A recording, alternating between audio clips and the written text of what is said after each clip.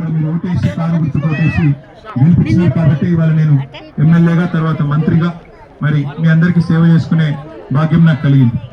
కొన్ని పనులు జరిగినాయి.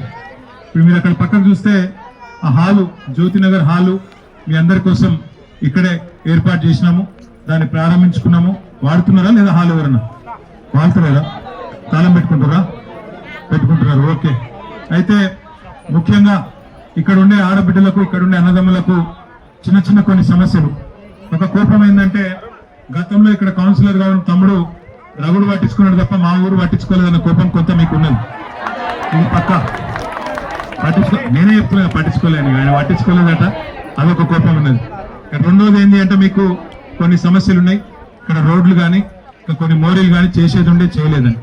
అయితే మీ అందరితో నా రిక్వెస్ట్, మీ అందరితో నా ప్రార్థన, నేను గతంలో మున్సిపల్ మంత్రిగా ఉన్నప్పుడు నిజానికి నా దృష్టికి ఈ సమస్య వచ్చినంటే ఒక 10 నిమిషాల సమస్య పరిష్కారం చేస్తుంటే దురదృష్టం నా దగ్గర రాలే. వస్తే నేను ఆ రోజు చేసి ఈ పాటికి నేనే మంచి బ్రహ్మాండమైన సౌలతులు మీ అందరినీ కూర్చోబెడుతుంటే ఈ రకమైన అవస్థ మీకు కూడా ఉండబోతుంది.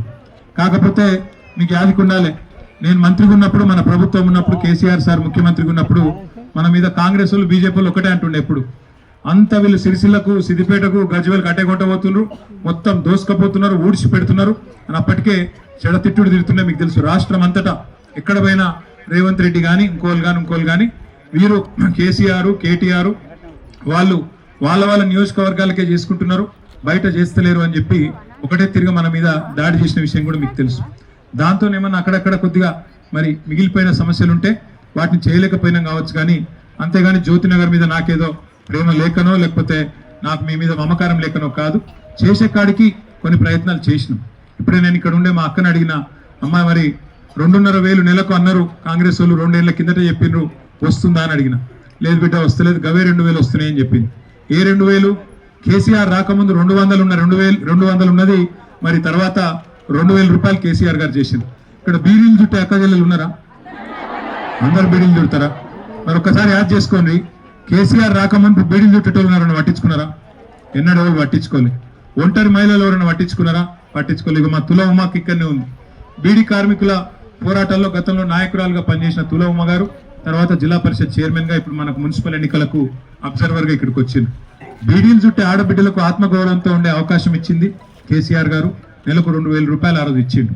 ఆ 2,000 మేము 4,000 చేస్తామని అబద్ధాలు చెప్పిండ్రు కాంగ్రెస్ వాళ్ళు. 4,000 చేస్తాం, అది కూడా ఏం చెప్పిండ్రు, అత్తకు 4,000, కోడలకు 2,500, 2,500 ఒక్కలకు. అది కూడా ఇంకేం చెప్పిర్రు, 100 రోజులనే ఇస్తాం, ఇగో ఇది మా గ్యారంటీ కార్డు, గట్టిగా దాచిపెట్టుకోండి, ఇంట్లో పెట్టుకోండి అని అబద్ధాలు చెప్పింది. ఇప్పుడు 100 రోజులు పోయి 800 రోజులు అయింది. ఇప్పటికి 26 నెలలు దాటింది. ఒక్క పైసా ఎవరికన్నా ఇచ్చిండ్రా? ఆ పెన్షన్లు కూడా 2 నెలలు ఎగ్గొట్టిరు వీళ్ళు. మీకు యాదికి ఉండాలి, పెన్షన్లు 2 నెలలు ఎగ్గొట్టింది. అది మాత్రమే కాదు, మీకు ఇంకొక మాట కూడా నేను చెప్తున్నా, దయచేసి గుర్తెచ్చుకోండి. ఎన్ని అబద్ధాలు చెప్పిండ్రు మీకు. ఇక్కడ రైతు బంధు పడ్డదా ఎవరికన్నా? రైతులు లేరా? ఎవరు రైతులు ఉన్న వాళ్ళకి రైతు బంధు పడ్డదా? కేసీఆర్ గారు ఉన్నప్పుడు మీకు డిసెంబర్ నెలలోనే రైతు బంధు పడుతున్నాయి. ఇప్పుడు ఫిబ్రవరి నెలలు ఉన్నాం, ఫిబ్రవరి 5వ తారీఖు పడ్డదా రైతు బంధు? ముఖ్యమంత్రి చెప్తున్నాడు ఇవాళ ఇక్కడ వేరే ఊళ్ళో తిరుక్కుంటే చెప్తున్నాడు, మున్సిపల్ ఎలక్షన్ తర్వాత రైతు బంధు ఎత్తా అని చెప్తున్నాడు. అంటే ఓడదాటిదాకా ఓడమల్లన్న, ఓటు పడ్డాక బోడమల్లన్న, మళ్ళీ మర్చిపోతాడు. ఉంటుందా? డిసెంబర్ నెలలో వేస్తున్న కేసీఆర్ ఫిబ్రవరికి వేయవు. మున్సిపాలిటీలకు నీకేమడ్డం ఉన్నది? రైతు బంధు ఇస్తాను 9,000 కోట్లు జమ చేసి పెట్టినా నేను తర్వాత ఇస్తా అంటుండు. నిజంగా ఆయనకు చిత్తశుద్ధి ఉంటే ఇప్పుడు వేయచ్చు కదా, ఎవడాపిండు ఆయన?